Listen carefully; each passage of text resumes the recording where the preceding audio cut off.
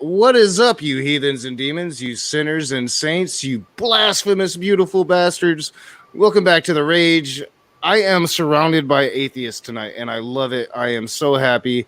I just got out of a debate, and I was in the enemy's territory.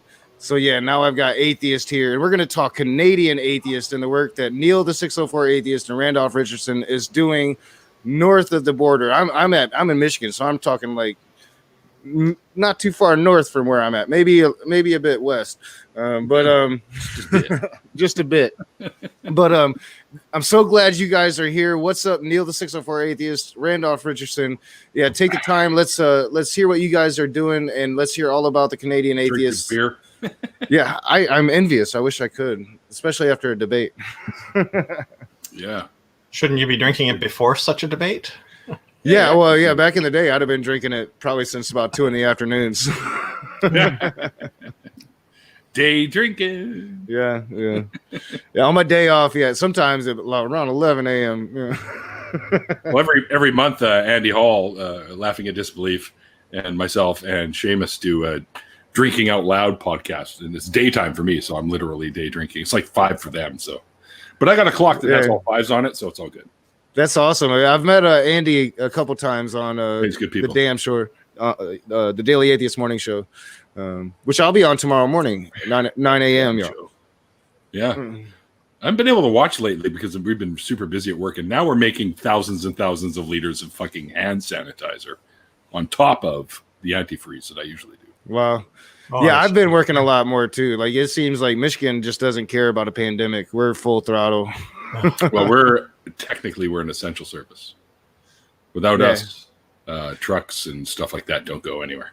Well, yeah, that's been pretty much me too. Like, maybe the first month I was out of work, and then we went to part-time essential work, and then slowly it's integrated to full-time. Shoot, I worked like, I don't know, 80 hours last week.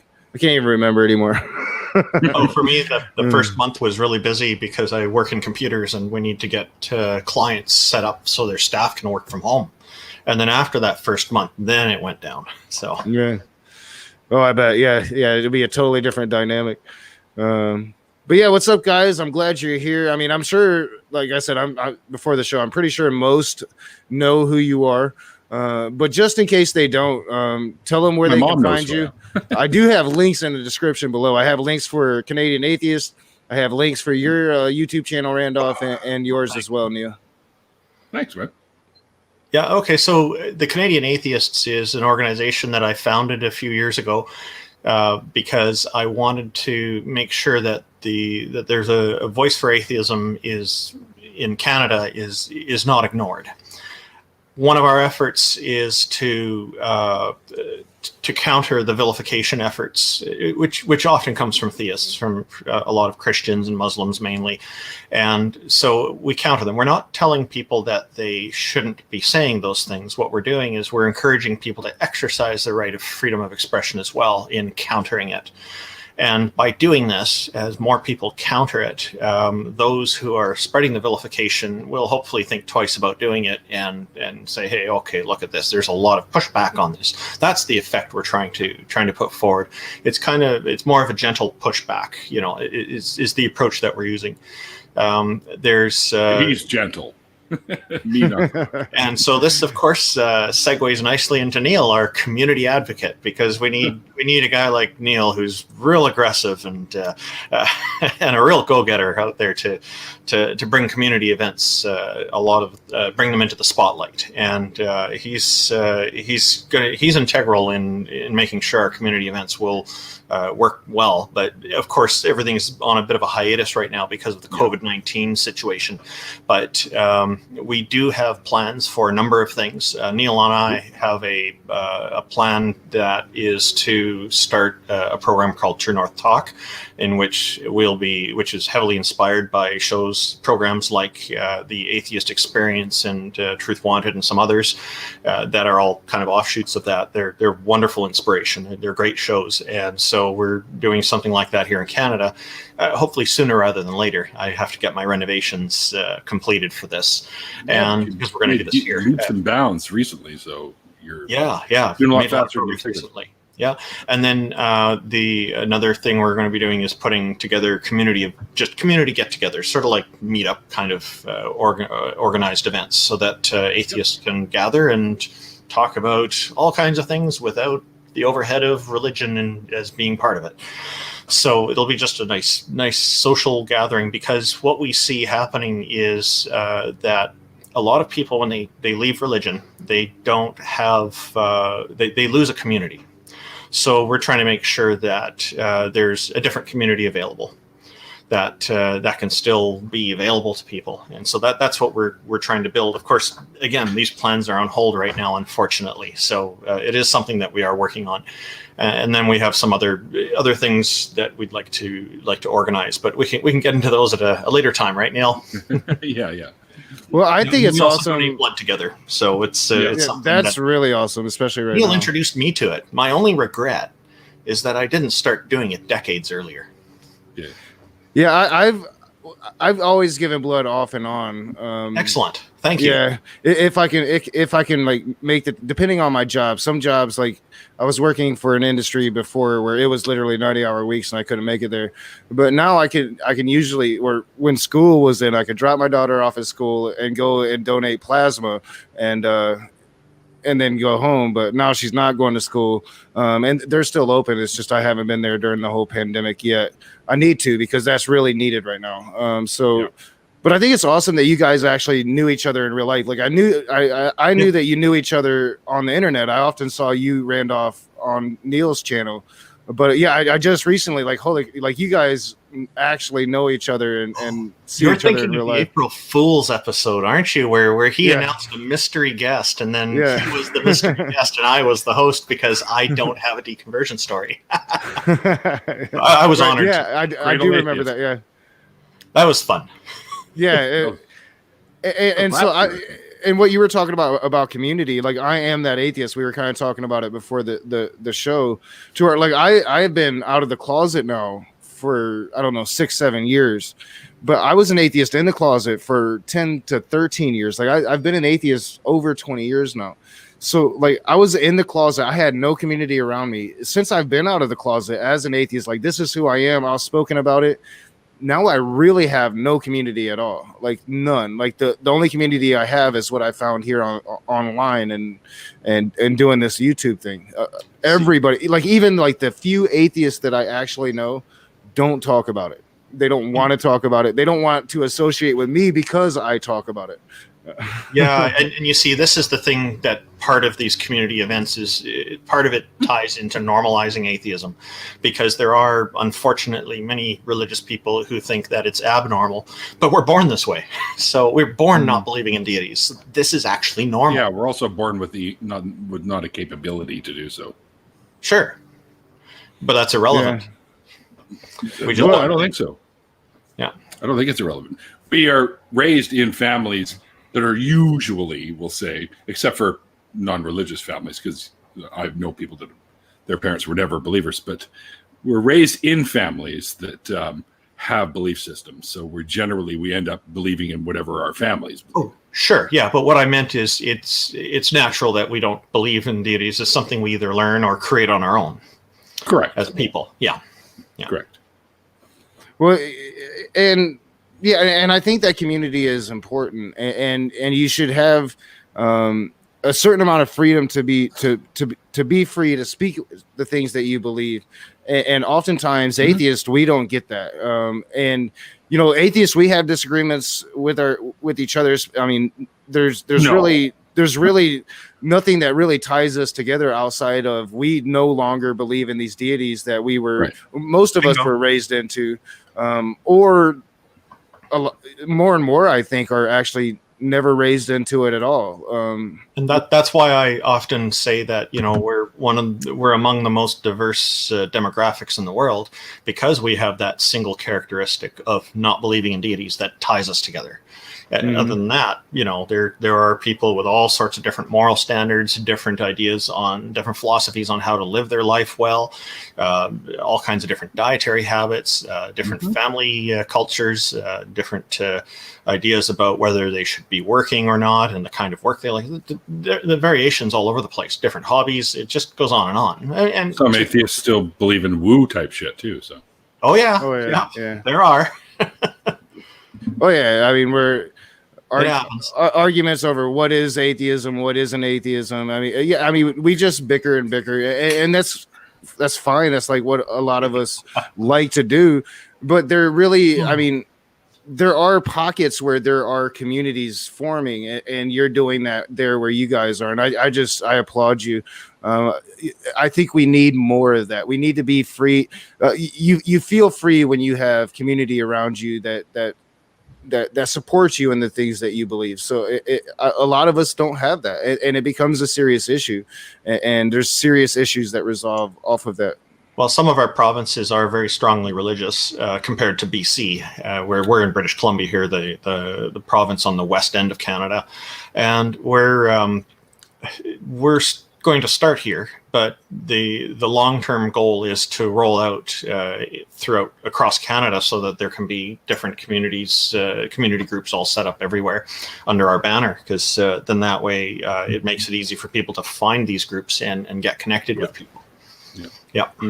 That's what we're after. Yeah, and I think that's just awesome, and I wish I especially now in the Trump era, I wish I could move to Canada with all of my heart, with all of my heart. All right, so I'll get to my questions, and I'm gonna pretty much like stick to the wording of the questions just so you can answer them how you would like. Sure. Yeah, right there. So. First question is, and you've pretty much already answered it, but what is the Canadian Atheist, and what is your mission? Yeah, so our purpose. We like to use the word purpose, of course, because mission comes across as religiously loaded, but I know that's what you mean. Star Trek, but So basically, I think helping to normalize atheism and to counter the vilification efforts are part of what we're doing. We also take positions against preferences to religion when we find it. And we're starting out on this. We're still fairly new, so we haven't done a whole lot of this. But there are other aspects of that affect atheists here as well, such as when there's a violation of our Charter of Rights and Freedoms, such as in Alberta right now. There's Bill 1 that's been proposed that has received royal assent, so it is part of the law now, and they've got essential infrastructure designations set up so that it allows them to shut down protests, basically, the government there. And the government there is rather right-wing and very Christian.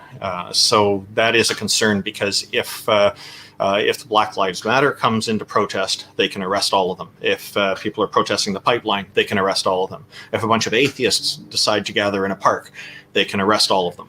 All of us. And this is of course a serious concern. So that's why we will push back against that, because we are concerned about people's rights and everyone being equal under the law here, and due process and all of that. That's essential. This is foundational. It's not directly affecting atheists, but it's an indirect impact that it can have. And so we do need to be vigilant on these kinds of things.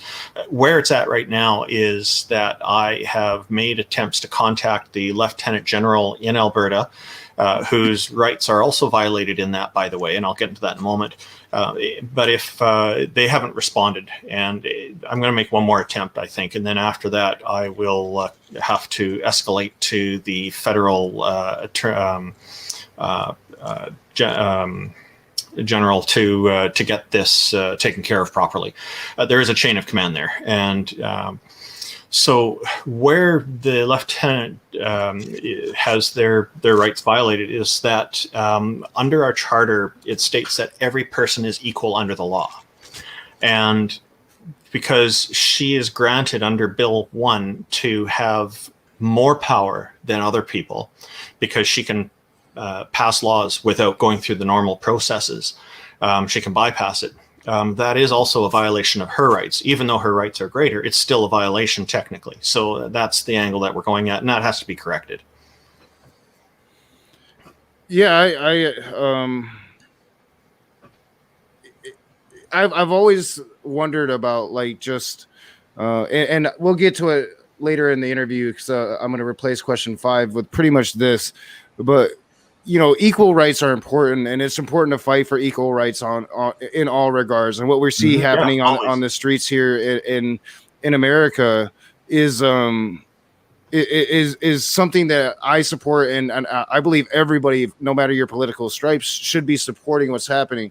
Yeah. But when it comes to atheists, we are since we are such a diverse demographic, and we are still such a small demographic, I think it's even equally important that we are aware that we should be protecting our rights, and that we should be part of these conversations as well. Because if we don't, then nobody's really going to care if our rights are taken away, because nobody really likes us at this point all that much. We have to protect and safeguard against, for our own equal rights, since we are such a small minority right now. So freedom of religion, freedom of association, freedom of opinion, freedom of expression, and other such rights, they all tie into our personal liberties, liberty of the person. And it is, if these rights are taken away, they're also a threat to people who are religious, just as much as it is to people who are atheist. It goes both directions. So religious people should be on board with us for this. Otherwise, they could lose their rights for freedom of expression or freedom of religion as well. Yeah, and I think we're seeing here in the States a blindness to that. They really think that, when they promote, like, prayer in school or teaching young earth creationism in school, they're opening the doors for Islam to be taught in schools, or even Satanism to be taught in schools. They don't quite understand that freedom of religion also implies freedom from religion. Exactly. And that's a huge thing that's going on in the States right now. It's not freedom without that important element, because that's fundamental to freedom. Any restriction, any oppression, any coercion, like if somebody says, well, you have to say, a compulsion to express yourself in a certain way is also an oppressive violation of freedom. It's still not freedom then. You're right. When you mentioned the Black Lives Matter protest, and what I see there are a lot of people who they have self-respect, and they're expecting that this be supported by society, and that's why they're out there. They want respect, and they, I think, have a reasonable expectation, a reasonable entitlement to that, because they're human beings. We're all human beings, right?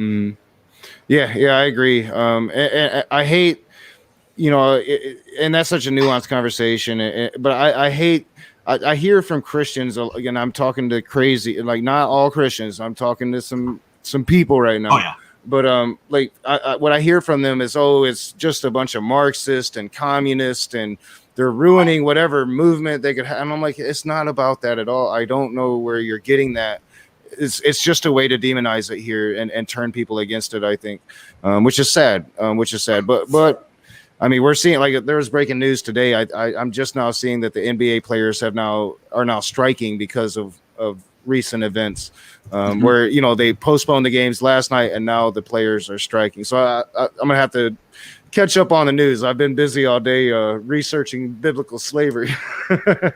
Yeah, I gave you a few pointers earlier. I hope they were helpful. I used quite a bit of what you sent my way in my rebuttal, and then I had help from Dr. Josh.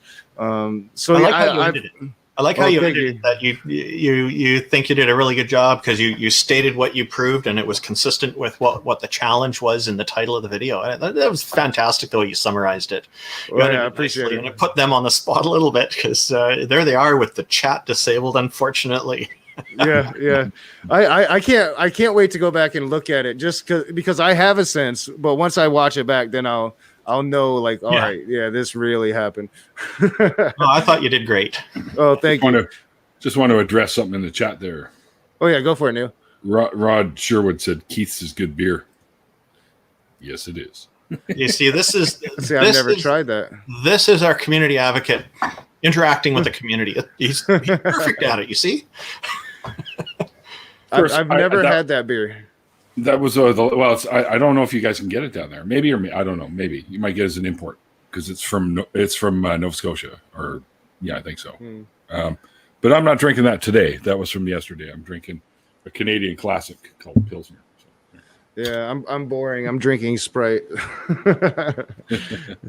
All right, so this question is really just like of personal interest to me, and I think both of you can really chime in and give me your experiences on this. And I know you mentioned like you're not in one of the more religious provinces, but do you experience much pushback in Canada when it comes to expressing your atheism openly? You want to start with that, Neil? Say that again. I'm sorry, my headphone cut out. Do you experience much pushback in Canada when it comes to expressing your atheism openly? I haven't personally, but I've heard others that I know personally have had some pushback. It's nothing usually very big. It's just like they'll be like, let's say I had a friend that was in a restaurant one time and they were discussing something at a table. And I guess somebody behind them had overheard the conversation. They were religious, and they said to them, "You guys are Satanists and blah." This typical rhetoric. And they said, "No, actually, we're not. We were just talking about a charity thing that we're starting up to help homeless people in the neighborhood, kind of thing, community-wise." And we don't believe you, and blah blah blah. And then the manager of the restaurant came over and kicked them out of the restaurant. Oh. And they weren't allowed. Apparently, the manager of the restaurant was quite religious, so they kicked them out, and they're no longer welcome to that restaurant anymore. I'm not going to name any names or anything like that, but he kicked out the religious people or kicked out the atheists? Kicked out the atheists. Wow. Okay. Yep. Huh. Yeah, I heard a kerfuffle, and it was probably the atheists' fault because how can we be moral without God, right? That kind of thing. Well, that's I experienced that here in the States, and I've had pushback from Christians that I've been dealing with. Like I just make up these stories. Like, I was literally fired from a job because of my tattoo that I got, and it's like, you make that. I'm like, what is so hard to believe that a religious boss is going to fire you over a blatantly disrespectful tattoo on your arm? I do not have the same freedoms that you as a religious person here in America has. And that's what I was so interested in it about. Cause I know that there's parts of Canada that are very like progressive and very not so religious. But then I knew that there were parts that were very religious. And I was just interested. Like, do you guys experience some of these same things that we experience down here? I have. Like Neil said, it's rare. It's not a common thing. I've had a few different clients over the years when they found out that I don't follow their religion. They basically they ended the contract. That was it. The first one was a long time ago, and they were Christians, and they were the whole company. They were only hiring Christians all this time. I came recommended through a friend. Which is how I get most of my business. And they, at one of these company parties, they started asking me about it. So I knew it was a touchy issue. So I said, just more into into Buddhism, because I thought that tends to put people at ease. I wasn't as outspoken back then, you see. And then the guy started questioning me about which type of Buddhism, and he started listing a bunch off, and I said, I'm more of a generalist. I had to come up with something like that, right? And then later they found out that I'm not into any of it at all. So that was basically the end of it. They paid their bills, but I didn't get any more work from them. And then later there were the Scientologists who, they never mentioned this at work. I noticed the boss's shelf one day. He had all the books, shelves full of the Dianetics series. But it never came up at work. And then one day, one of the employees, after I worked there for at least 6 months to a year, and they had asked me just point blank. And so I said, no, I'm not into any of that. And always gentle, kind of diplomatic response. Okay, nothing of it. And then after about a week or so, I started noticing the same car behind me, but usually a block or two away. And so I ended up calling the RCMP about it, our police force here. And so the officer went and he called me back after he pulled the driver over. He's familiar with them, private investigators who work for Scientologists. And then I started putting it all together. Okay, I think I know where this came from. But I just left it. But after that, my contract was ended. So they paid their bills too, but the contract was ended. It was just, it's very subtle the way it's done here. They're not so open and outright about it. I think people are more careful because we do have laws that, part of our Charter of Rights and Freedoms, it's illegal to discriminate against people based on association or sex or sexual orientation or race or things like that. So, and that's been since the early 80s. That's been part of our Constitution. So, yeah, that's and you know I never really thought it would hurt me like it did until it actually happened. Like you know, when I came out and started just telling everybody I was atheist, at least people in my family that were inquisitive or people that asked me, it's like I felt like I had accepted that would happen, but when it actually happened, it messed me up. I was like, I mean, they fired me over that. You know, it's and then when Christians tell you, well, you just make that up, I'm like you don't understand like what you go through when that happens. And then especially being a single father and you got to raise your daughter and you got to worry about putting food on the table. I mean, it's very easy to sit there behind your keyboards and question, but like these are just the things that we face just being a minority, but not only a minority, like we're a minority that believes in the opposite of what is fundamental to everything that most people believe, which is a God. And they take that to heart when they find out about us. And it's something that we'll get to, like it's in question 5. Yeah. It's why we have to normalize ourselves. It's injustice. Yeah. Yeah. In the chat down there, phony Beatlemaniacs says, I'm a believer and I think atheists and religious people can come together on inequality issues as it touches us all. And then below, I'm not triggered by non-belief. I'm triggered by being treated as less than. And I'm on board with that. Absolutely. I am on board with that too. Yeah, me too. That's why I always try to give Christians respect until I don't get it back. You know, like grant me the freedom to be myself and to speak freely. And I will grant you that freedom as well. But more often than not, I'm not granted that freedom. I'm expected to be a thing. Or I've recently had people, Christians seem to really want to tell me like they can tell me how to atheist now. And I'm like, no, I am me. I am the atheist that I am. I will atheist how I atheist. Yeah, I will atheist how I atheist. Telling me. It's an interesting usage of the word. I like atheisting. I would say one other thing that I've experienced from time to time, and it usually only happens with people who are coming knocking on the door to try to encourage me to join their church or their mosque or whatever. And although we've only had that happen twice with Muslims doing that, it's mostly Christians of some sort who are bigger on knocking on the doors. But they, as soon as I tell them, oh, I'm an atheist, sometimes they'll, if there are multiple people there, one of them will respond, oh no, it's like a big shock, like, oh, this is terrible. They feel so awful. The babies. Yeah, I know. It's like they're just so concerned about it. Yeah. They're Did you worried say babies? for me. Like, and I don't even like really go out. Neil? I don't go out Did you say announcing. babies? I don't go out announcing that I'm an atheist because of that. And you know, if they figure out my tattoo, I literally get reactions like, yeah, or I will wear my shirts. You know, like I that's something that I do now in public, because I used to only wear my shirts here when I was recording, my fiction shirt, any of my atheism stuff. Wear it all everywhere. But now I wear it everywhere. But I don't know, something that you said earlier that really got me. I think most atheists coming out of religion has went through this very same thing, at least, is that I'm a Buddhist explanation when you're asked the question, because I did that. Waited to diffuse things in advance. Yeah, I did that, and it actually led me to actually studying Buddhism for like a year. And I was like, yeah, it's not really for me. Oh, you too, huh? Yeah.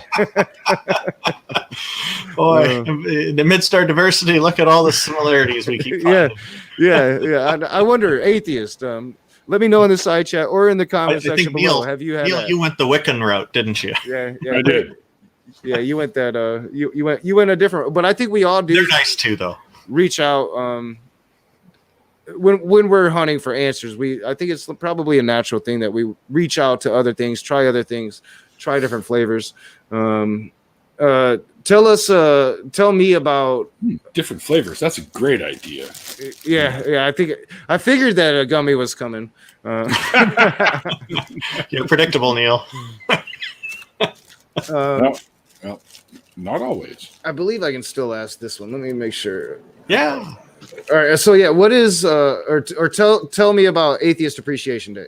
This was something I started on a whim, just kind of as a bit of a joke at first, and it slowly caught on. There were a couple of people started really promoting it, and I didn't even ask them to. It was really neat. So the idea is that I thought at the time we need some kind of international kind of day like the United Nations sets up for a whole bunch of different groups.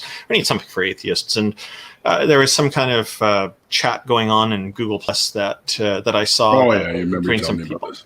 Yeah, and so of course this guy was being really nasty. So the response was, "Here's Atheist Appreciation Day," and it was on the date that he was doing the vilification. And so the response was sent to him, and no comment from him. So I thought, okay, that's how we celebrate it. By when people ask you any question on that day, the answer is no comment. And so politicians, be careful. If you answer no comment to any question on October 5th, you might be endorsing Atheist Appreciation Day. But maybe that's what you want to do. I think we need to spread this. Everybody should be doing this. Okay, I'm all for that. I actually got onto a local radio station a few years ago, and they're asking me about this, and so I told them, and a whole bunch of people responded, "Why are you wasting your time? It's not a waste of time. It's just fun." So. Well, yeah, I did something like that recently, not in regards to atheism, but just in regards to the 4th of July and, you know, all lives matter. I was trying to trend hashtag all countries matter on the 4th of July, but I'm just little old me. I didn't do much damage. I just put a link in there in the private chat for you. There is a website for it at www.atheistappreciationday.com. Oh yeah, I don't have that one. Yeah, I'll make sure to get that one in the description. So yeah, atheist. We have an appreciation day. We are appreciated by ourselves. Yeah, we appreciate ourselves, but hey, it all ties into normalization and self-respect or something like that. Wasn't there? Don't they have a World Atheist Day thing? Yeah, but this I created before they created that stuff. Oh, yeah. So you've got copyright. Yeah. So this might, I can't remember if this was an old campaign. What is atheism everywhere? And that'll probably segment into like the fifth question would be, why is it so important to normalize atheism? Yeah, atheism everywhere is part of the overall strategy to normalize atheism, and it's one that I do probably need to do more maintenance on in the near future, because I have unfortunately neglected it a bit. But we take the ash symbol, which is the combination of the letter A and letter E, into a single character, and we're basically making an attempt to appropriate it for atheism everywhere. And I don't expect we'll be successful with that, but it's fun to do nonetheless. And so just the lowercase letters, if you have to decide, just stick with lowercase ones. It's fine. The idea is I want to expand on it to show all these different areas of life wherein atheists are a normal part of it. Because, you know, we're not out there advertising that, hey, we're this, we're that, we're scientists, we're teachers, we're doctors, we're lawyers, we're judges, we're politicians, we're all sorts of different things. You know, we do all sorts of, or we work with chemistry on a daily basis like Neil does. And there's things like that, or the kind of work that you do, and on and on. So I want to put all these kinds of examples up there so people can look through all the different industries we work on. We want to have everything. You know, even Catholic clergy have atheists. There's a pastor. More than people realize. There's a pastor here in Canada who's an atheist, and there's and the Catholic Church even tried to remove her, and they couldn't, because that would be a violation of her charter rights. So I'm so glad Greta Vosper won that. You know, she does a great job. She's competent. People keep attending her sermons apparently, and the church is doing well. And so, you know, why does the church want to get rid of her? Because she's not believing as they do.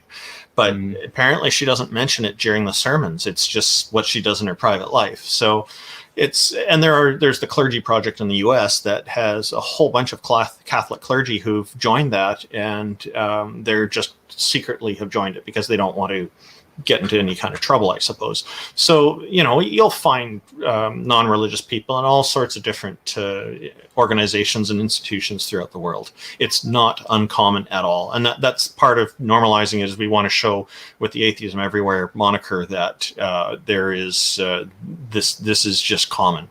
So the more that we can show that it's common, the easier it is to argue that it's normal.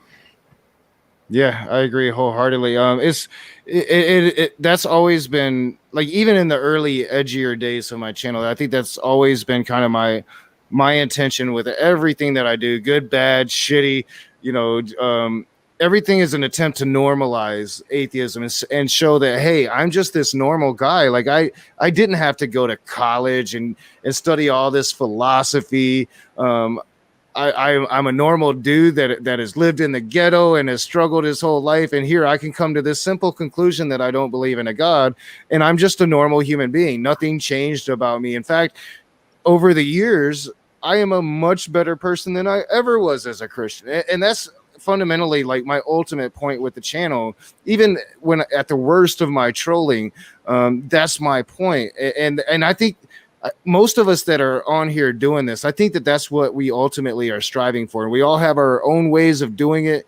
What Neil is doing, having all the different people on his channel and just talking about how they came out of their religion, it's what's needed, because we are everywhere. Atheists are everything. We are, I mean, again, there's no we are such a broad spectrum, maybe one of the broadest spectrums you can imagine, because we simply just answer a question no, yet we are judged for that answer. Yeah, we don't conform to an idea of a celestial dictator and all that. Yeah. I think I firmly believe that the work that Neil does on his channel with the deconversion stories is extremely important to this, because it actually, I believe, helps people who are considering leaving and being honest about who they are as non-believers to see countless examples of this. He's got hundreds of videos now, I think. How many do you have, Neil?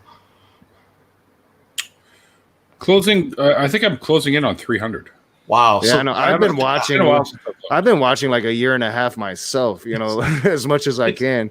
It's phenomenal, and it's important because then people can see, wow, look at all these people who've left religion, and they can anticipate that they're going to have some of these kind of situations themselves. And just by seeing that other people have experienced it, I suspect it'll make it easier for them to make the change and become who they really are and be true to themselves. And not feel so alone. Like I've done a couple of videos now on, suicide is such a problem for atheists coming out of religion. They are isolated, often shunned by their families. There's like really no escape for them. And it's been a huge problem. And I've talked about it quite a bit, and I've gotten such great response whenever I do.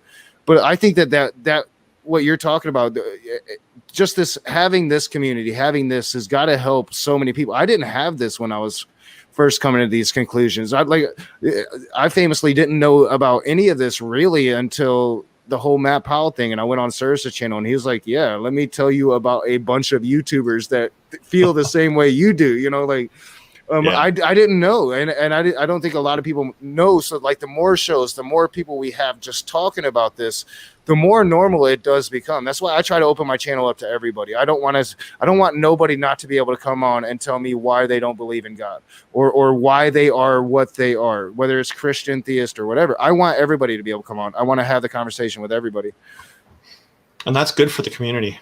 Mm-hmm. Yeah, and Neil, I mean, what Neil's doing though is even better, because we've all lived that story. At least most of us, unless you're David Worley in the chat, who's a lifelong atheist, never had to come out of no religion. Oh, that's me too. Same. I've been an atheist since birth. Oh, I must have missed. I think I caught that, but then you said the whole Buddhist thing, and I'm like, oh no, you're a former religious guy, of course. No, I get that a lot. People often actually tell me they think I'm a Christian because they've never heard me swear online. They've never seen me write any swear words. So it's just somehow that's a differentiation. No, again, it's an example of our diversity, right? Well, and which is funny, because I've been hearing more and more Christians swearing online like it's not a big problem. I'm like, I know some who swear, and I this know isn't Christianity. I would say most of the religious people I know don't swear. Only some do. Dawn was asking me a question, I think, in that chat there. Oh, let me find about potassium acetate and water. Oh, science questions. A bit of a reaction on that one. Is that a pun that you've intentional pun there? Yeah, well, I mean, yeah. I wish that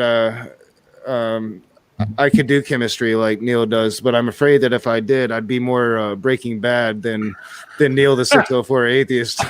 well, what it is it's when you potassium. Well, you mix potassium carbonate with acetic acid, you get potassium acetate, and you can put it in water, and it's an acid-base neutralization reaction that happens. Basically, water begins to form semi-hydrate at around 40 to 41 degrees, I think, Celsius, which is just shy of 42. There's that number again. 42. See, a lot of people stumbled into this community. That's funny. I'm not alone. I'm not alone. I've known Purple since Bionic Day one. Yeah, Bionic Dance is one of the early ones that I came across as well and really liked. I think she does fantastic work. Kate's awesome. Yeah, I didn't run across her early. I ran across her about a year and a half ago. She's very sensible. Yeah, she's very sensible. Yeah, she has a good channel. Yeah, and she makes it fun, and she's very sensible. I really enjoy what the content she creates. Great.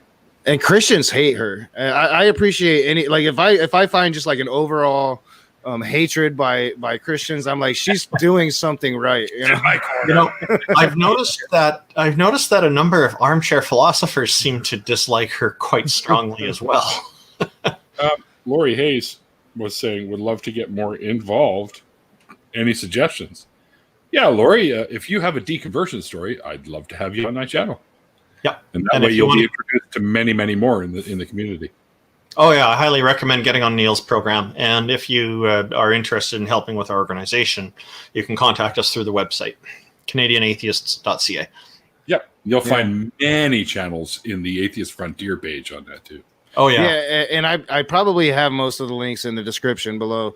And probably if you want to get more involved, like in the YouTube how scene, confident are you in that? I'm pretty sure. I got him right from the Canadian Atheist. I got him from the webpage from the Canadian Atheist. Woo! Yeah. But if you want to become like more involved in the community, a lot of people are doing rooms now. There's rooms all over the place. You can find them. Just jump in and start talking. You'll build your confidence the more that you do it. Again, like Neil's show, deconverting, give your deconversion stories a good way.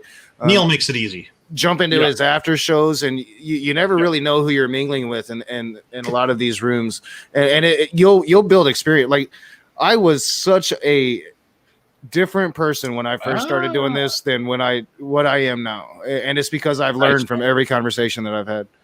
Sorry, Don was using the potassium acetate and water combination for de-icing the runways in the military. Oh, neat. You can do. Absolutely, yeah. Huh. Is it quick or does it take a while? No, it's quick. It's very quick. They use a kind of a. Actually, it's almost. They use something very, very much like it. It like when you're about to take off in the wintertime, like here in Canada, it gets a lot of snow. We had to go to. It was one of the colder years, and we had to fly to Calgary, and they use that stuff on the wings to keep it from icing up, as well. Yeah, I bet that comes in handy. Being a person that lives in Michigan, I hate icy roads. I hate driving on the ice. I Dude, feel it rains like here. People are all over the place. I feel like I'm gonna have a heart attack every time. And people here, they just drive on it like, oh, I've been doing this my whole life. And I'm like, you are crazy people. Lori, crazy people. If you have I'm not sure if you have a Twitter, Lori, but you can find me at 604 Atheist on Twitter, and you can send me a message there. My DMs are always open. Yeah, I should start running banners of the guests' Twitters, but mine is right there as well. And anybody that would ever like to come on my show can get a hold of me at my email. I have an open channel for anybody. I've got his phone number if you want people. Yeah. My info is out there, unfortunately. I think yours is one of the only ones I don't have. Yeah, not too many people do, and I'm terrible at calling people that when I do get their numbers. Texting usually. Yeah. I got V, I'll text V or Eric Murphy or Jamie or sometimes I feel horrible because John always calls me. I never call him. I never text him. Well, hardly ever. And sometimes I just think to myself, like, John has to think I hate him. I'm just I'm not a phone person. I'm just not a phone person. Don't need to. Why call when you can say, hey, get on StreamYard. I'll talk to you. Yeah, or we could talk on Discord. It's so much easier.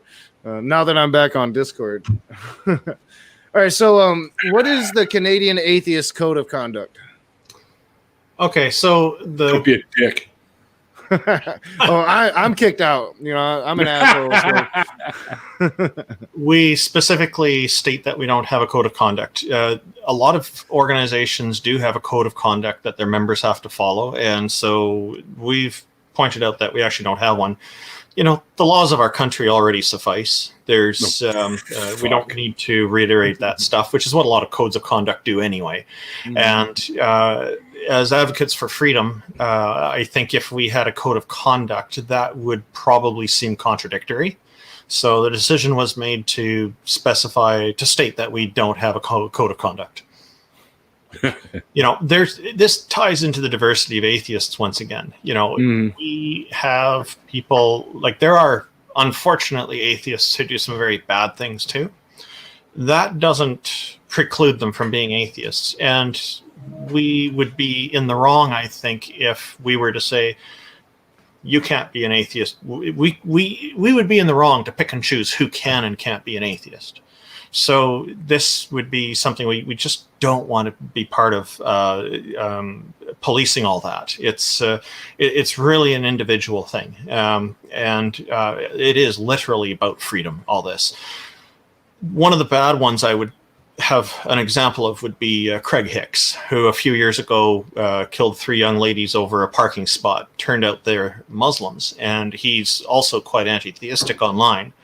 And so some people tried to connect the dots and say, oh, he did that because he's an atheist or he's an atheist.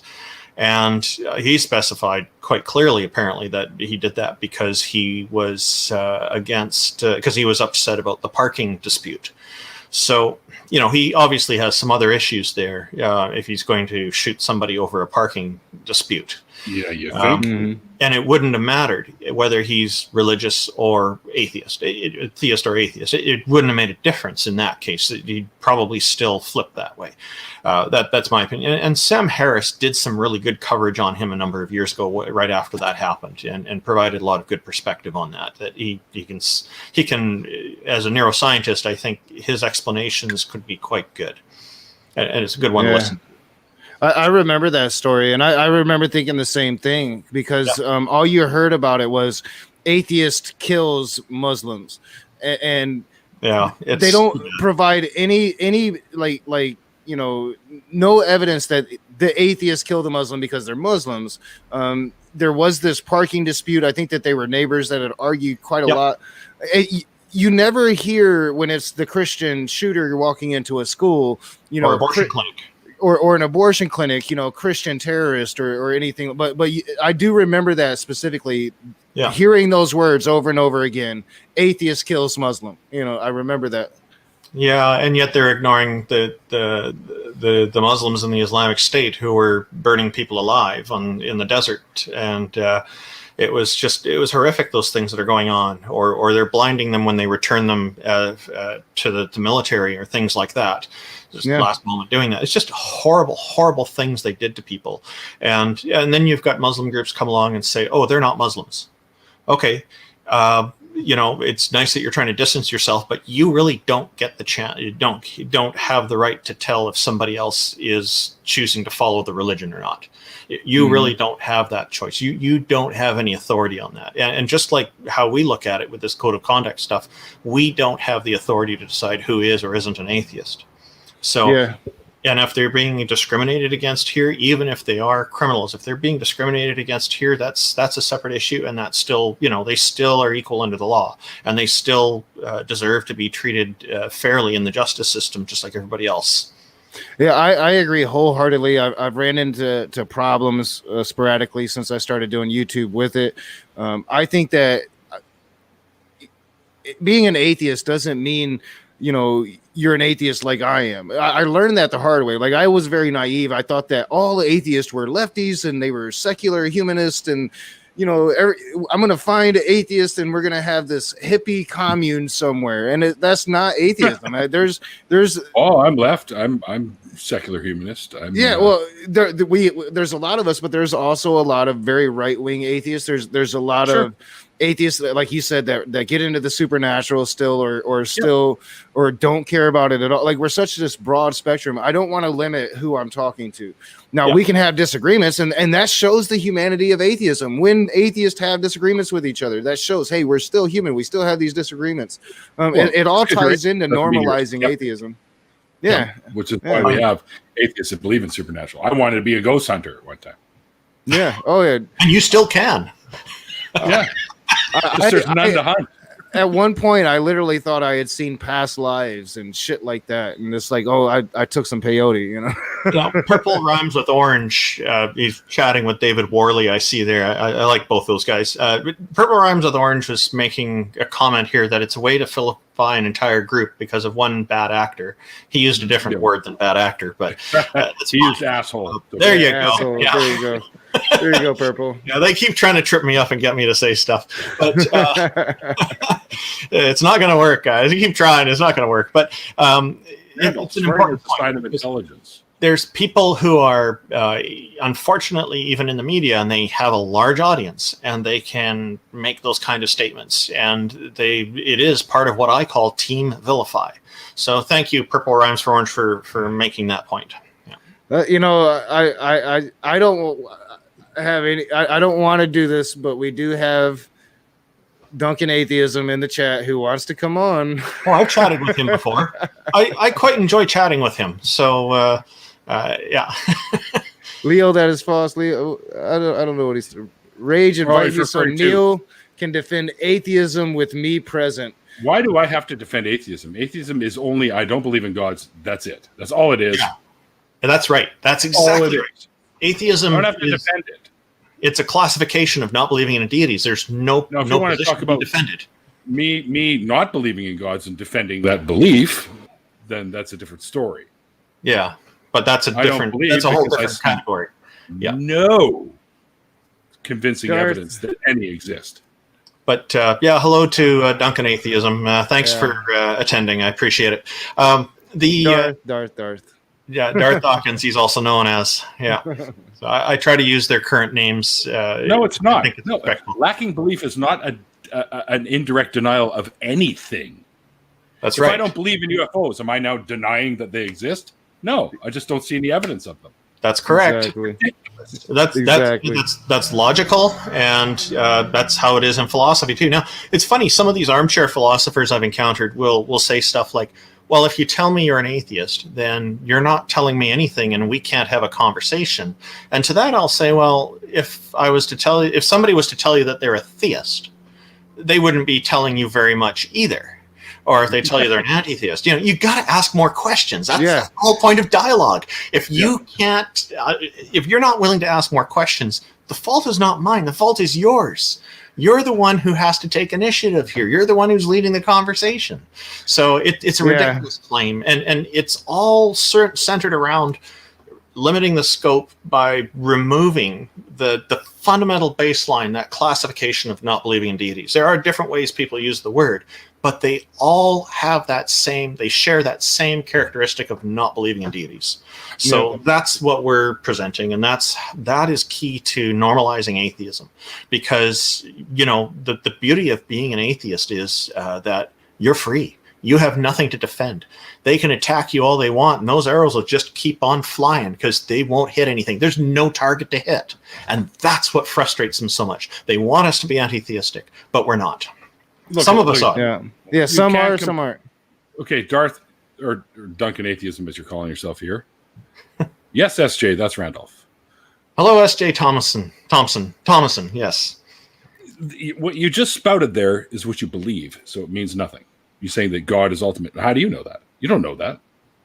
He has an onus of justification. What if I said no, sorry, but Odin is ultimate? He's way stronger than God. What are you going to do? I've seen the memes on that. They're quite good.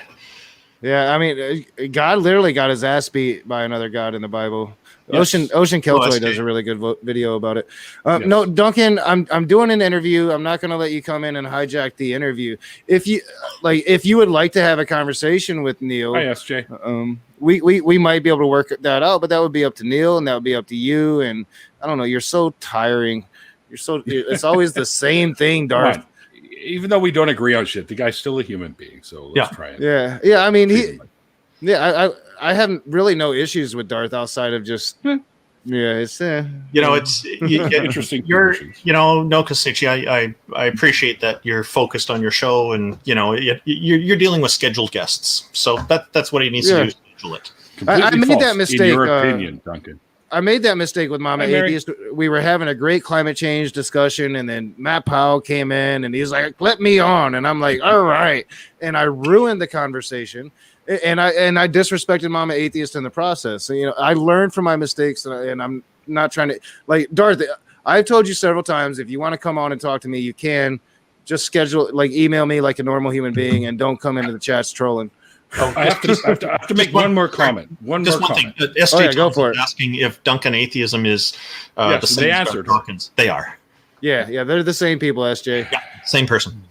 Lacking belief in a transcendental necessity, whatever the fuck that means, is an indirect. No, so you're telling me if there's some tribe on an island somewhere that's never come in contact with the entire God concept, the Paraha they don't have a belief in God, so they're now in denial of that God that they don't even know exists?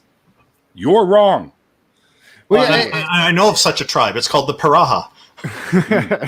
and he is perfect evidence that we do, just our very existence triggers some Christians, not all, but just triggers some Christians. They cannot stand the fact that we answer that question no. So Darth has to come in and pose all of these ludicrous things that he likes to talk about to make us the bad people that we obviously are, because we answer this question no. This is what's so important about normalizing atheism, is because of people like Darth Dawkins. I think what he's doing is what I've typically encountered with a lot of theists and a few armchair philosophers, is to attempt to shift a burden of proof onto me.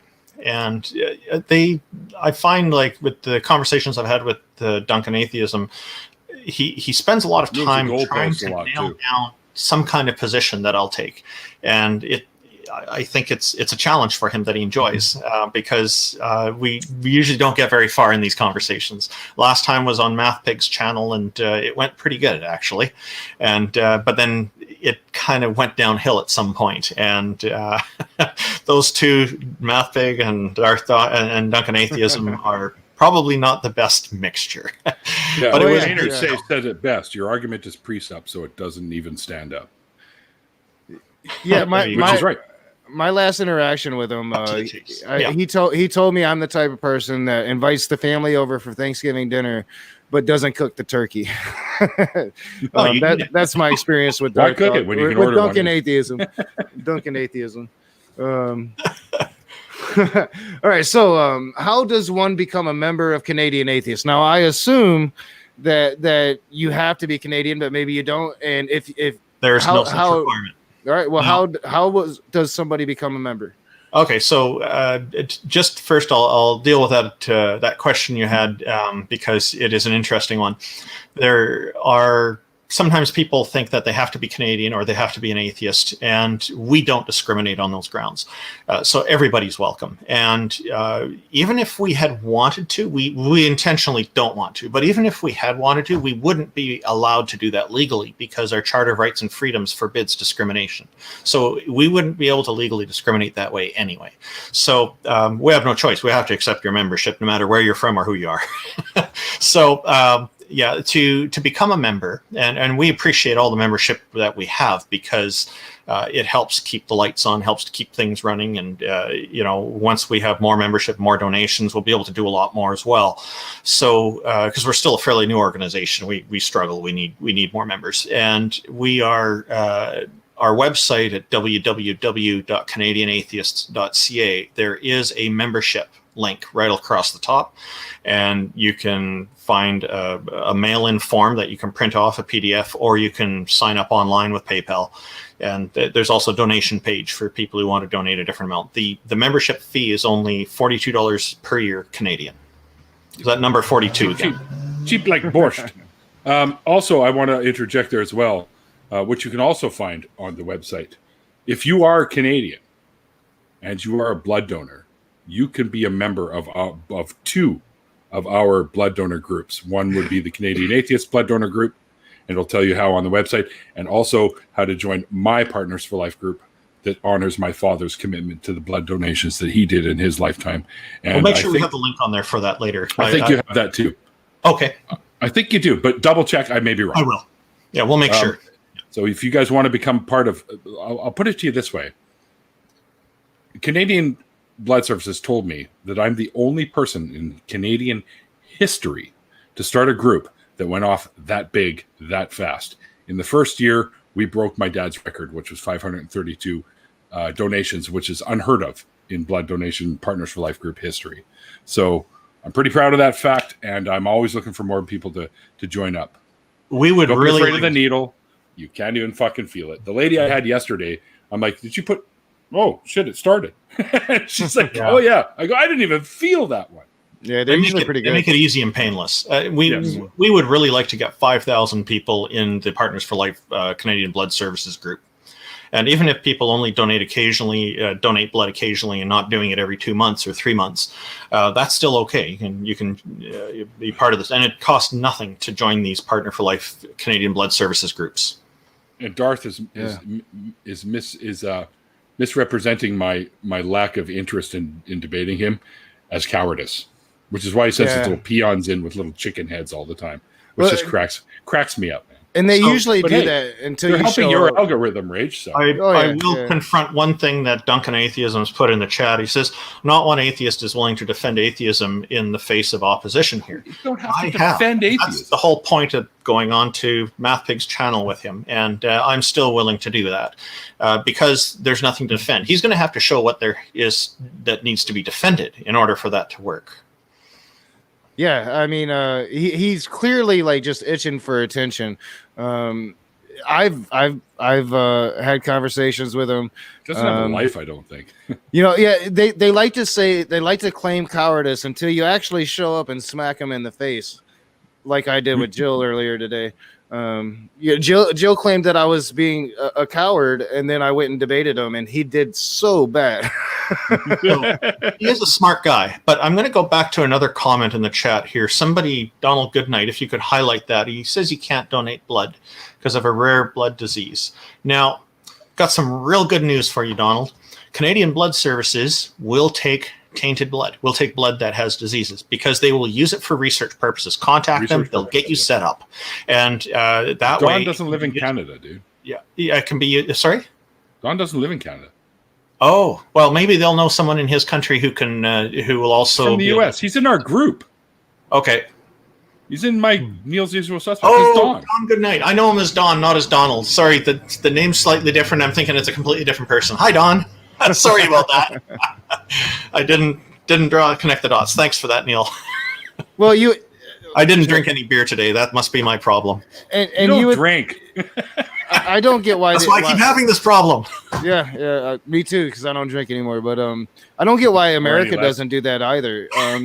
You would think that you could use blood from anybody as long as you know what you're getting. I don't know. Well, no, the thing is, it can look like the same thing, but it can still be slightly different, or you're overwhelming the person's system. But if it's used for research purposes, for experimentation, They do Well, that's that what in I'm UBC. saying. because that's what I'm then saying. they don't have to take from the pool of untainted blood. They can use this other stuff, and they say, okay, we're not testing for this particular disease, so we've got a whole bunch of different samples we can take from. That kind of stuff, right? It really helps a lot with the initial research, and then the good blood is still saved for everybody else. I have to say something else. I see Purple's comment in the U.S. Blood drives still discriminate against. It's not exactly a discrimination. What they do, they have to be careful when they donate blood because there is a chance that blood could be tainted from the LGBTQ community because there are diseases that. How do I say this without sounding like an asshole? Because I know that like things like AIDS is everybody, but you understand like there's folks that are more susceptible to specific types of diseases than others. And they don't allow people from specific communities because of these kinds of reasons. And it's not because they are who they are. It's because they don't want to hurt recipients of the blood, people that may not have an immune system. I know this is going to sound like I'm an asshole, but this is not what I'm intending. It's not about that. It's about making sure the people that receive the blood aren't harmed because of something that could be in the blood. That's what it's about. It's not that they dislike them. It's because of the people that receive the blood donations that they don't want to be harmed. Now, here in Canada, they've changed that a little bit. If you are a member of that community or one's similar, you can be tested, and if you come up clear, you can donate. They've changed that. It's not about discrimination. It's about safety for the recipient. Which is something that I think we should definitely be doing here in the States as well. But again, hopefully progress will happen. And it's such a good cause to do it because especially in the times of this pandemic is really needed. And especially if you have the antibodies from COVID-19, like they need your plasma. Mm-hmm. So, yep. All right, those are part of the questionnaire now too. So yeah. So everybody who donates blood, thank you very much, and everybody who wants to, thank you very much. Please promote it. Yeah, and go out and give blood. Like I give blood. It's a wonderful thing to donate blood because you're helping people you don't even know. Christopher Hitchens promoted it as well. Yeah, Purple. If you lived here, you'd be able to. Just saying, if you haven't slept with anyone in 6 years, then you'd be able to, no problem. Bony Beetle Maniacs. If atheism is the default, he says it's not the default. So Sure it is. it's not the default. My question to them is, maybe you can highlight their question on the screen there. If it isn't the default, then which deity or deities are newborn babies born believing in? That's how I respond to that always, because maybe they have a misunderstanding about what atheism is, and that does come up sometimes. They conflate it with an anti-theistic point of view that makes a specific claim that deities don't exist. But as an atheist, I just don't believe. I'm not making that claim, as Neil was pointing out earlier as well. And not caring is actually called apatheism. Yeah, that's a different thing, though. Yeah. And I'm fairly apatheist. I don't care if there are gods, because if there are any, they ain't interacting with us. That's for fucking sure.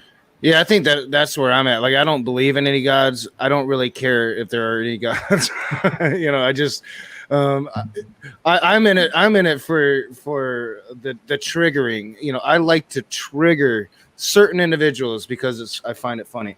I'm totally kidding, and I'm poking at Smokey right now. I know you're watching, Smokey. This ain't about you, I promise. We're talking to atheists tonight. But I do enjoy the comments. It's quite interesting. Yeah. Well, and he's not even here. Duncan is usually not a troll I get very often anymore. Agnostic's not the default either. Yeah, he's got so many atheists to troll that I must be on the wide patterns, because he only comes around every once in a while. I would say that agnosticism is also the default, because it's not knowing whether deities exist or not. Icarus got it right. Babies are innocent. They can't answer the question because they don't know what it is. I mean, that would be my position. I think that you have to have a position and not have a position. No, I don't think so. I think it's a classification. Yeah, I think it's very simple. You believe in deities. If the answer isn't yes, you're an atheist. It's very simple. See, again, this is what makes us atheists. We disagree on shit. Yeah. And we move on. You have another question? We move on, yeah. It's not that big a deal, But this is fundamental to what we're promoting with Canadian Atheists, to normalize. And however you answer that question, is a baby an atheist or not?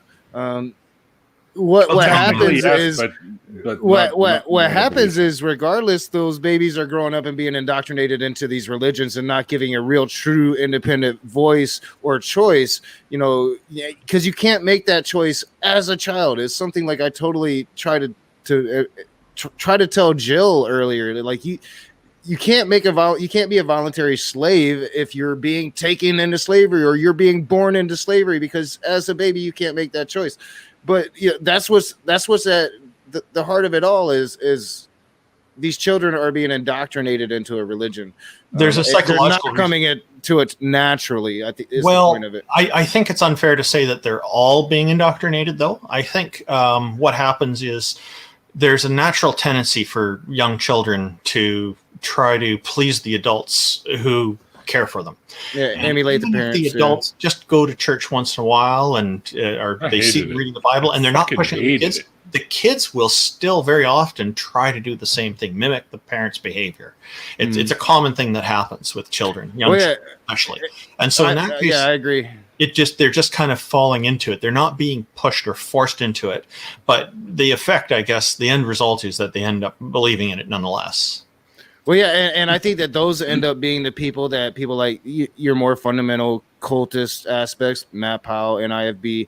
These are the people that they're looking for, because they already have those roots, and now they can just implant all of their ideas into them.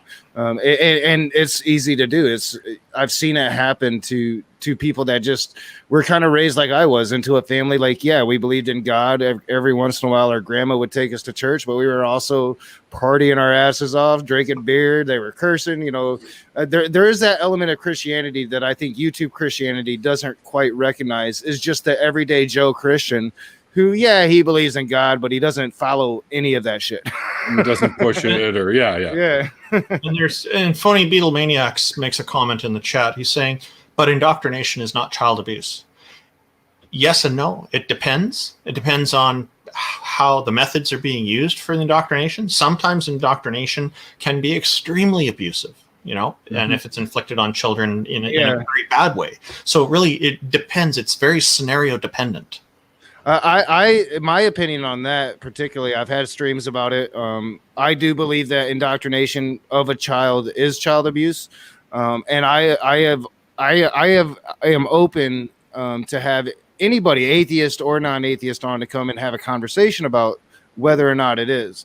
And I'll get my opinions, and you'll be free to give your opinions, and it can be a civil discussion. But that has been my opinion. I've stated it, and nobody's really wanted to come and argue with me about it. I think if parents if parents are religious and they want their children to be interested, I personally think that there should be an age limit, that they shouldn't be allowed to be, or they should be allowed to be able to choose at some point if they want to be involved in that belief system or not. They shouldn't be just automatically brainwashed into it, for lack of a better word, or indoctrinated, I guess is a better word. But yeah, like I try not to with my kid. Like as far as I know, she still believes in a God, but she does hear the things that I say now. She hasn't been to church in a while, not since my mom died, really. So I understand that, even though to you and your family. Well, I appreciate it, but I have this understanding that even though I'm not trying to indoctrinate her, that I am indoctrinating her just by being around her, because, as you said, most children want to emulate their parents. I am a hero figure, if not a God figure to her. Of course, she's going to want to be like me. And I really try. I've tried all these rules to keep her separated from this. And at some point, I mean, as she gets older and more independent, I just can't do that. I just can't. Oh, she'll make up her mind of what she wants. Yeah, now she's getting to the point that she can start making up her own mind about these things, and so it's a very complex conversation. But again, it goes down to the normalization of atheism. Right here, it's quite normal for Christians to do that to children. But I can't tell you how many times I've been attacked for indoctrinating my child, even though I don't. Right. So, I mean, this is a very two-way, double-edged sword here, where Christians can do it, but atheists can't. My advice to you when you do discuss indoctrination with people is probably start off by clarifying what is meant by indoctrination. Yeah. Because I think that most Christians would agree that indoctrinating a child into atheism would be morally wrong in their worldview. I think many would. Yeah. And yet, I can't see that them indoctrinating their children into their religion as morally wrong. See, it doesn't go both ways there. Because they think they've got the market on morals. Yeah. That's why. Yeah. Even though they've been around long before the Abrahamic religions. Yeah, exactly. Yeah. The Catholic Church is a stellar example of morals. Oh, boy. I'm being sarcastic. If Sergeant Jim is in the chat, you're going to trigger him. Sorry, Sergeant Jim, but we make fun of Catholics too. I still like you because you're hard on Smokey. I got to see what he has to say about me then. I look forward to that. Go ahead, hit hard. I can take it. Rage said hard on. Yeah. and somebody's going to cut that out. Probably Matt Powell. And probably.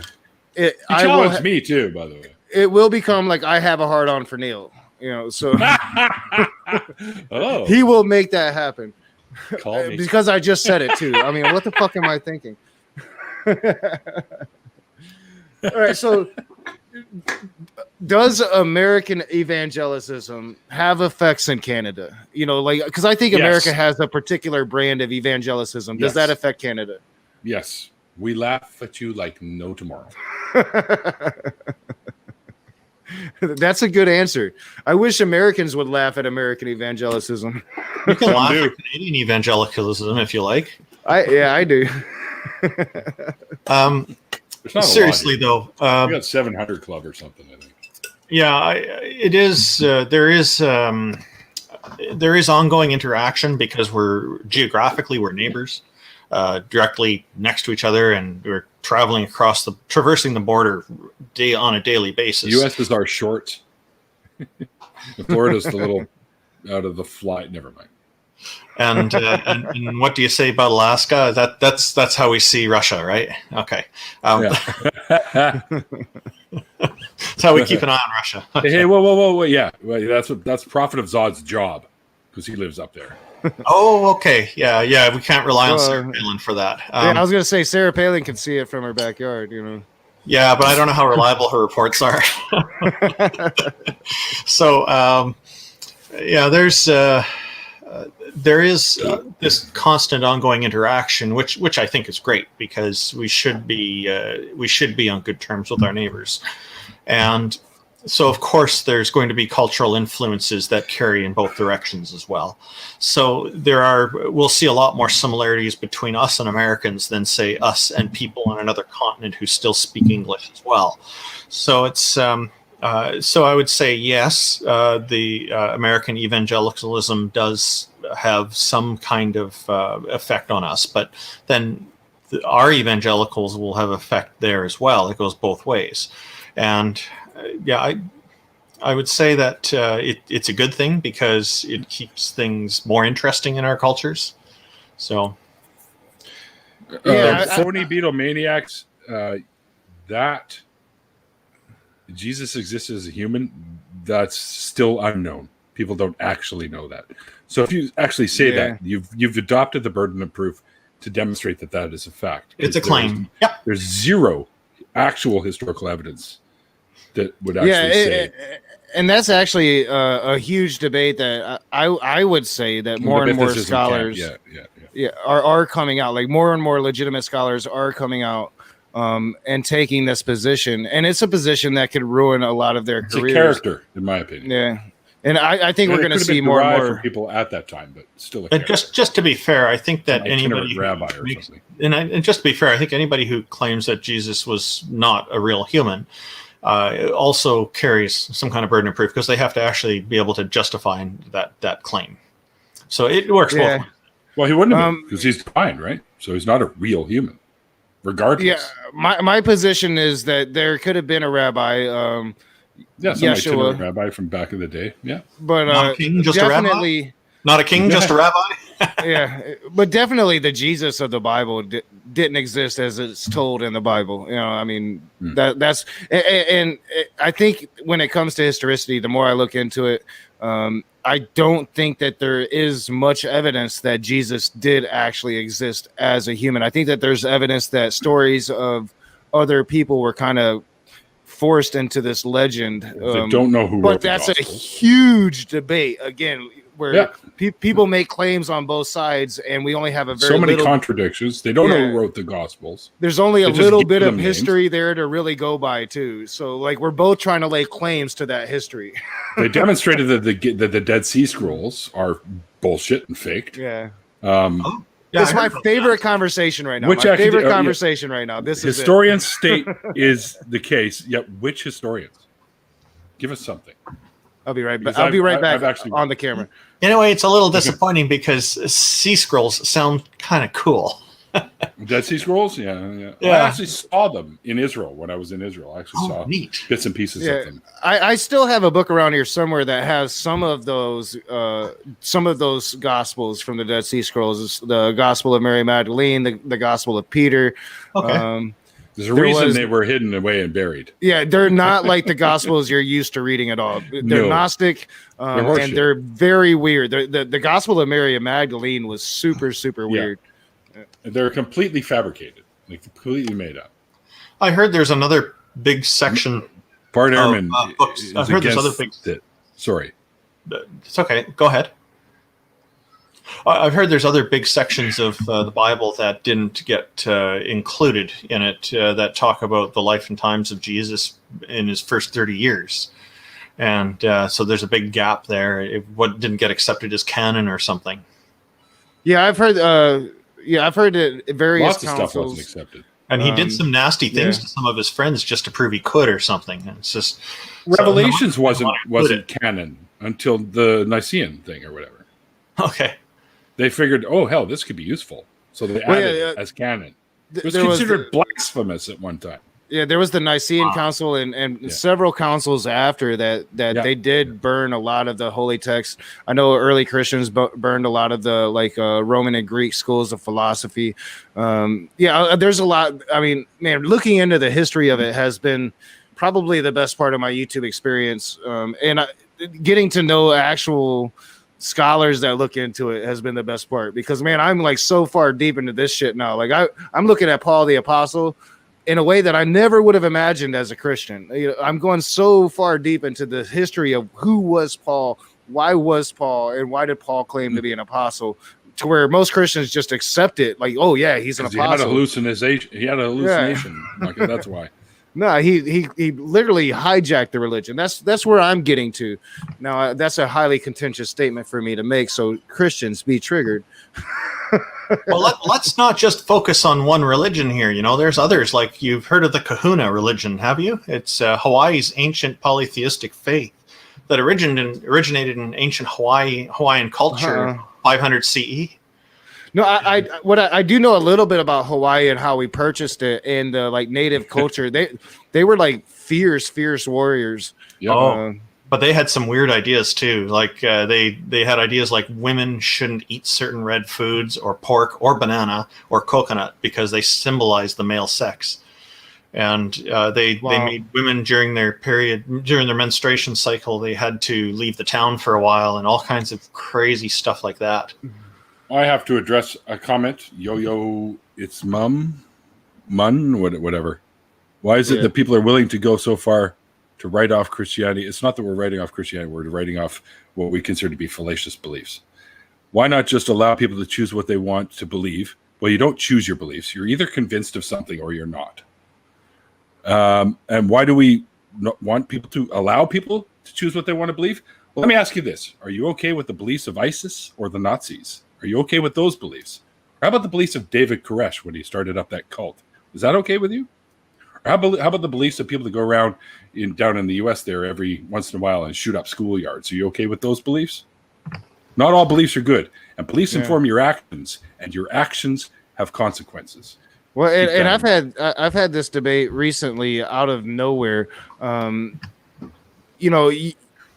There for a very long time, Christianity had a chokehold on Western civilization, and oftentimes pagans, people that believed in magic, or non-believers would be put to death.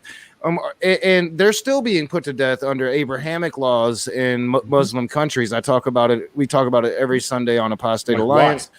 Yeah, I mean, traditionally speaking, and I know Christians love to bring up Mao and the USSR, which has nothing at all to do with atheism. And it wasn't traditionally speaking. Yeah, traditionally speaking, more harm has been done in the name of Christianity than of a God. Period. Yeah, of a God. Period. Any deity. I mean, there's reasons to stand against Christianity. But I do think that we should be careful and not broad brush, which I do a lot, and I try not to, but it's really hard not to, and differentiate that there are still good human beings that are Christians, and I try to do that.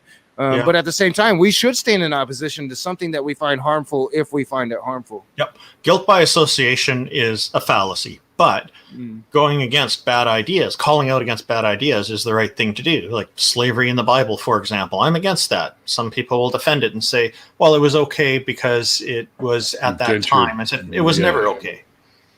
No, it's never okay to own another human being. I don't care what fucking time frame you're from. And it's not okay if God orders it, or it's not okay if babies are murdered in the name of God, and it's not okay that right now we as a secular society, as a secular government here in America, I hope Canada isn't participating in this, but we are supporting Saudi Arabia in their embargo of Yemen that is still killing children to this very day. I mean, there are plenty of reasons to stand against these religions. So yeah, I don't really get the point. I mean, honestly, if you don't want to see that, and I've been in a room with you before, you seem like you're a somewhat decent person to talk to. Maybe just not come to the atheist sites where we're doing that. That would be my advice. I see Kent Hoven's CPA is in the chat. I hope he approves of my shirt. Yeah, Kent Hoven's CPA is. Did someone mention Red Wings? Of course, I highlighted that one. What's up, Kent Hoven, CPA? Yeah, he's a big time supporter. He's a person that has my phone number. Oh wow, okay, I like him. He seems like a real nice guy. Yeah, he's hilarious, and he has a really nice man. Nice man. All right, so you recognize a lot of names there. Brainbug and Streamlabs. I've seen before. Yeah, never really got introduced though. Leo Filius is he's an up and comer. He knows this shit. He's got some good arguments. Korag's been around for a while. Yeah. Chat's starting to pick back up. It's starting to get back to how it used to be. A lot of good people coming around. I'm just kidding. All right. So, what pressing issues regarding atheism are you facing right now in Canada? So, like, what are the most pressing issues that you as an organization is facing, or you as an atheist are facing? Well, we aren't really facing anything too pressing at the moment because we're starting at a time when atheism isn't being seriously challenged too much by the religious right. But by starting early, I figure it's not even at all, really, if you think about it, Randolph. Well, there's a little bit, but yeah, essentially, you're right. But by doing this, from a strategic standpoint, this makes it a lot easier for us down the road when someone does speak up and try to push against atheism and atheists, because we are already established. And whereas if we were to wait before starting this organization until it got bad, then we'd have a much bigger task on our hands. We'd be trying to get organized and get established at the same time as pushing back. So in a sense, I think down the road, we've made things easier for ourselves here.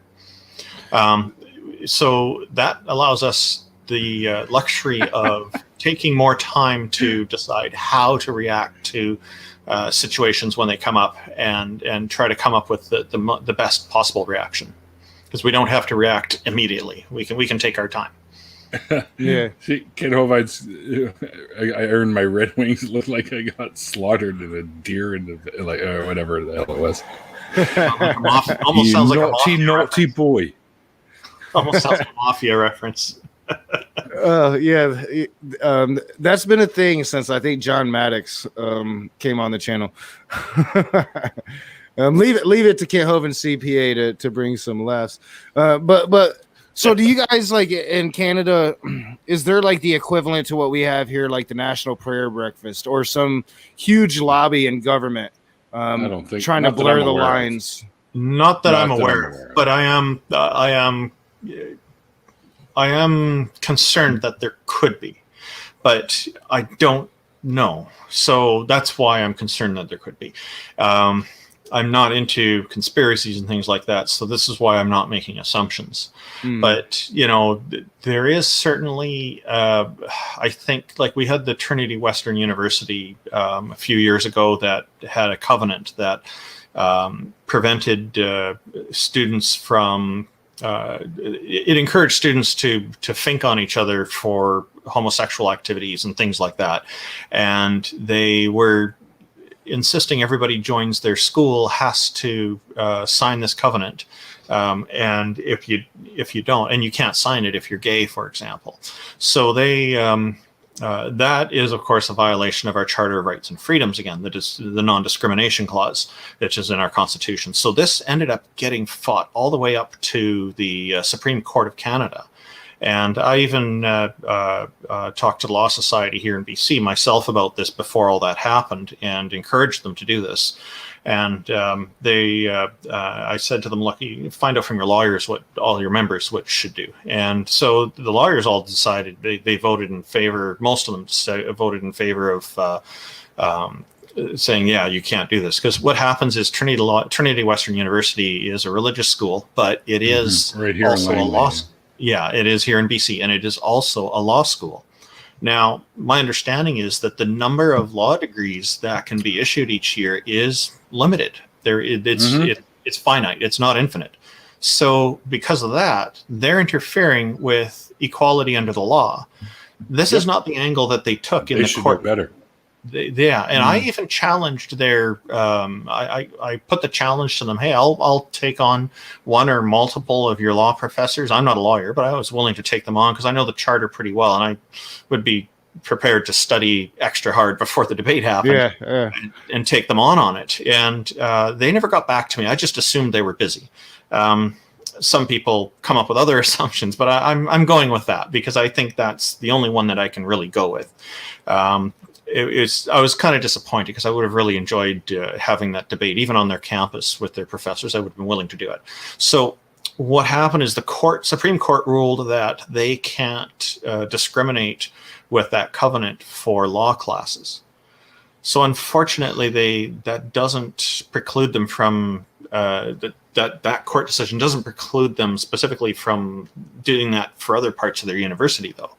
And they're arguing freedom of religion and things like that. So I suspect that Law Society and the groups that were against them didn't go for the equality under the law aspect. I suspect that was more of kind of a backup plan, because that one would be pretty powerful as well, but it would be harder to argue. Yeah, and I know that the National Prayer Breakfast especially has really started to spread tentacles into other nations. And yeah, I don't like really getting into conspiracy theories either. I know for a fact that they have a legitimate power base here in the United States, but this is something that I'm personally interested in, to see if they are starting to spread their tentacles into our neighboring countries especially. I know that they've got them in Africa already. So Neil, we should jumping. We should start a national atheism breakfast. Yeah, we should. Well, Yeah. I've often said that, especially here in America, we need at least a non-believer lobby as equally powerful as the religious lobby, whether that be agnostic, theist, or whatever. Yeah, I'm not a big fan of getting into the political side of it myself. I like to kind of leave that as a separate thing. But unfortunately, in the U.S., we do see that religion seems to be very deeply entwined into politics. Yeah. Intertwined into politics. It's here we have 5 parties, so we don't see the polarization that you see in the U.S. And I do think the U.S. would do very well if you had 5 parties, even 3. You have an odd number of parties, minimum 3. That would really make a difference. Yeah, I agree. It would help kind of make things healthier and less polarized. And I do think, I do worry about the USA, about America having this polarization in politics, because I do think it's not good. It's very divisive because it's just limited to 2 major parties. And when you see people who say voting for independence or some other party is a waste of the vote, it makes me feel sad, because it feels like it's not an honest democracy in a sense. Yeah, I agree wholeheartedly. We have people here who kind of make such comments as well. We're not immune to it. There's a little bit of polarization, but it's not just against the other, because we have 5 parties. Yeah. It does seem like Canadian politics, from what I paid attention to, is a lot healthier than the state that we have here in America, because we are very polarized and divided here. Well, one of the other problems, a very important systemic problem that you guys have, I think, is that you don't have a national organization that's mandated to ensure that to take steps to measures to make sure that every citizen gets to vote. Here we have Elections Canada, and then each province has elections for the province. So here in BC, we have Elections BC, and these are nonpartisan. The politicians can't interfere with them the way they're set up. They have to be impartial, and so you have people coming in and working there, and they take their job seriously, and it works quite well because we have a national standard. My understanding of the U.S. is that it's on a per state basis how they handle the federal elections, and I do think that is very sad, because you don't have the consistency all across the board there. Yeah. And it's led to hell on the streets. Go ahead, Neil.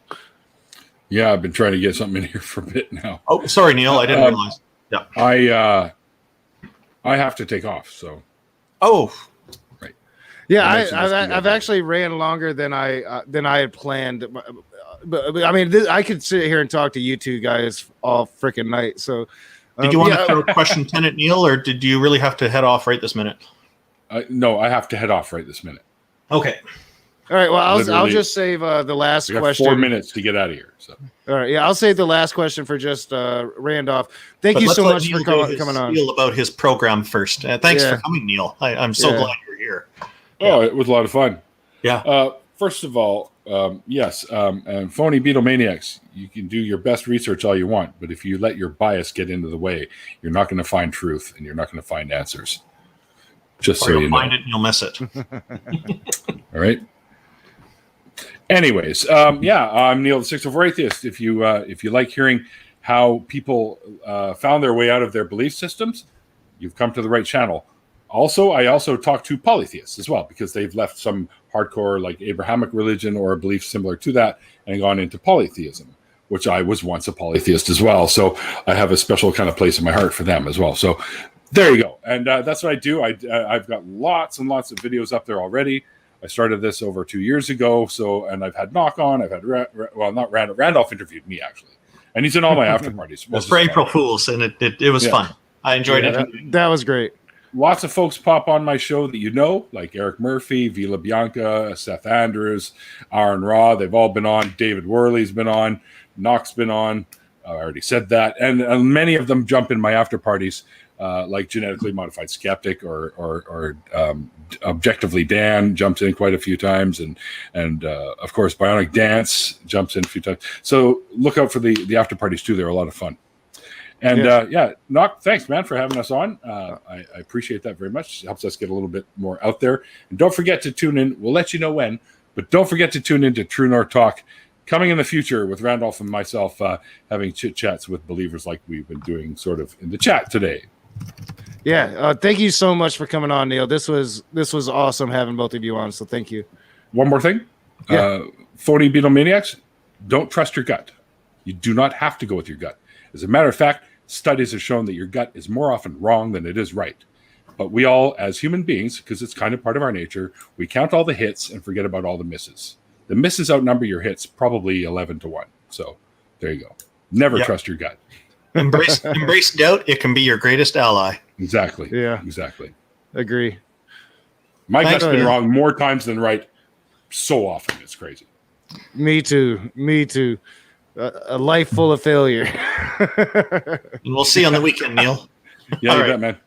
Peace out, guys. Thanks for having me. Have a great night, Neil. All right, so the last question is I think we've already kind of addressed it, but what issues, if any, do you find in atheist or skeptic communities that we should be addressing? That could be local communities, but I'm talking more along the lines of the online community here on YouTube. If you see any issues, if not, that's fine as well. I've got a couple. Yeah, I see a lot of diversity. I see sometimes there's expectations from others that we should police ourselves, which I think is a ridiculous thing to ask because we are so diverse. As soon as you're requiring us to police ourselves, then the big elephant in the room starts to come in, the elephant of conformity. What are we conforming to? So now we have to decide what to conform to. And so as an advocate for freedom, I just can't get on board with that. There are certain things that I will call out. People are being discriminatory and things like that because those are values that are important to me. Not necessarily to me as an atheist, but to me personally. And that's as far as I can go because I can't be an official representative of atheism since it's just not believing in deities. There's nothing else to say that represents it because there is no consistency because of all that diversity. What are the issues that you see, though? Well, like mine is like along the same lines. It's I don't really. Oh yeah, go ahead. No problem. I'll talk to them later. Yeah. Mine is like it's along the same lines. I think that, policing our own. What is policing atheism? Like, I will call people out, like as you said, for like racial stuff or things that I stand for as a human being, and it has nothing to do with atheism. And I'll call them out whether they're an atheist, a Christian, or whatever they are over those things. But like when it comes to like, you shouldn't have this atheist on because he says these things or he believes these things. He doesn't believe the same politically that we believe. I do see a bit of that. Like we need to have this group think or these safe zones. And I have never been for that. And I think that we do ourselves a disservice when it comes to normalizing atheism. If we're pointing fingers at atheists and say, no, you're atheisting wrong. I have a huge problem with that. I do think that's a problem. I haven't really encountered very much of that, but I do know it exists, and I agree with you. It is not conducive because it's just like saying, "Oh, you're not being a human properly." It's like, yeah. It's just as nonsensical. And, I think we should call out like really atrocious behavior, whether they be atheist or not. I and agree. It has nothing to do with the atheism or any of that. So but luckily I don't think that it's like prominent in these communities, but I just certain segments like to go around and put in their will or whatnot. Does seem to be a drive from certain people to make it an issue. And, when I look at this, I'm thinking, I think that any kind of restriction on abortion is wrong. I'm pro-abortion all the way right to just prior to birth. And because it's somebody's, it's a freedom of choice, right? But then what happens is I have, there are atheists who are against abortion. It happens. Can I just, I'll be right back. Oh, yeah, go for it. So, this has been a great discussion. We won't be going too much longer. I need to go check on my daughter, make sure that she's good, and make sure she did her shot, which I think I saw her doing her shot. But this has been a great conversation. Welcome back, Randolph. Yeah, so the abortion thing, so there's, to me, I see that when there is a restriction imposed on abortion, it's a freedom issue. It's a human rights issue. And there are religious people who are against it and religious people are for it. There are atheists against it and atheists are for it. My experience has been the majority of religious people are against abortion and the majority of non-religious people are fine with it. They don't have a problem with it. So I see it as you've got a pregnant person who should have liberty of the person as a human right, the freedom to choose whether or not to continue with that. And when somebody comes along and says, no, you can't make this choice. You're not allowed to have this because whatever their belief is, that is basically human slavery. And I'm against slavery. So, it's to me, that's an ethical problem. So I will call out against people, for example, who are promoting the idea that abortion should be restricted. Here in Canada, it's perfectly legal. I know that it's a hit and miss thing depending on which state you're in your country. Mm-hmm. Yeah, unless I'm wrong about that. No, you're completely right about that. And and that's what it boils down to is we can have disagreements as long as it's like not a deep moral issue as like racism or whatever. Like I'm not in the business of canceling anybody and saying, no, you're wrong for this, you're wrong for that. I'll have a conversation and argue with you. And I think that's been the main thing, at least that I've dealt with here on the channel. Is not to have this person or, not to have Jill on because Jill doesn't talk to women. Well, then, that's good. I don't want Jill on when I have a room full of women because I don't want him disrespecting women, but I can still go and have some fun conversations with an idiot and not have to worry about any of that. Like, I'm not going to cancel somebody just to cancel them or because you tell me to. Sure. And people have had issues with that. And that's probably like the only real thing about this community since I've been in it that I really haven't liked, because people on the most part have been open, have accepted me despite me being the raging atheist or taking whatever approaches I might take or making whatever edited videos that I might make. Most people have welcomed me with open arms. It's just that small element. And it's like, that it makes me cringe. I don't like that. And that, again, is a reflection of the diversity. So there will be people that we don't get along with in the community. Yeah. That's pretty normal with humans. There's lots of us we don't get along with. It's normal. Unfortunately, it's that point of finding unity isn't there. But in a sense, that lack of unity is also our advantage, because when people try to attack us on a single point, it's very easy to say, hey, look, we don't necessarily all agree on these topics. So you're going to have to find some other way to criticize us. And it really takes away their options and they don't like it. And that's why there's so much motivation by these people to team vilify, as I call them, to try to stereotype us. And so we'll stand against the stereotypes. I always will. Yeah.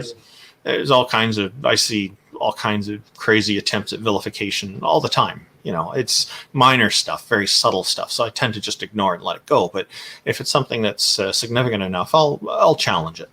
Yeah. I don't have time to challenge all of them. That's the only reason why I don't. So you pick your battles, right? So, but I think this whole idea that we should have some sense of unity and that we should police ourselves, I think is a trap, and it's one that we mustn't fall into. It's one we must embrace our diversity. We must embrace our freedoms. We must embrace doubt. We must embrace all these different things as human beings, because that's good for us. Well, yeah, and that's the greatest thing about this community, I think, is our diversity. Like I've met scientists now, science communicators. I've met philosophy geeks. I've met history buffs. I've met so many different types of people, right-wing people that I absolutely adore, like Sock Account, who is your basic Canadian conservative guy. Man, I love that man. Never before, like I don't like conservatives. What are you talking about? But like there's so many different types of people that I've met in this community and found support with that I never really had before. So like when I'm saying that, look, that's just like a very small problem in a community that I think is really good and doing not only me but a lot of people good, because like I said, you're making that community in Canada in your area right there, and that's great. And Austin has what they have down there, and there's certain pockets across this country at least that has that. But a lot of us, we don't have anything but this community online right here, and so I think that it's very important. And yeah, policing our own. No, I'm not going to police my own, but I'll call my own out for some bullshit. Of course, and then that I think is the right approach. It's because then we're not imposing some kind of strange standard on people that can get misinterpreted and all that sort of stuff. Yeah. So the freedom is the base of where it's all at. Awesome. Yeah. Well, such a great conversation. I want to thank you, Randolph, for coming on, and I want to give you a chance to anything you got coming up. I don't know, maybe a possible debate with Duncan Atheism again. Nothing's been arranged yet, but I'm certainly open to that.